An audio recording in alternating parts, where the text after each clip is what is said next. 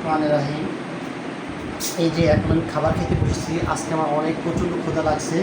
আর খাবার প্লেটে আজকে আমরা রান্না করছি অত্যাধুনিক সব রান্না আইটেম। এটা হচ্ছে কালিজিরা ভর্তা, এটা হচ্ছে কুমড় ভাজা, এটা কাঁকড় আলু ভাজি, এটা হচ্ছে ডিম ভাজি এবং হচ্ছে লইটা শুটকি। এখন আমি কোনটা দিয়ে খাবো কনফিউশনে পড়ে গেছে, যেহেতু 5টা খাবার। তো এখন আমি শুটকি তোমার ফেভারেট, তো শুটকি দিয়ে আগে ভাতটা মেখে নিই। বিসমিল্লাহ বলে মুখে নিই।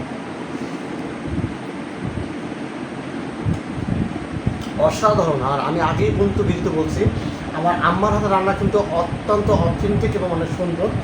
আর সবথেকে ফেভারিট হচ্ছে আমার ডিম।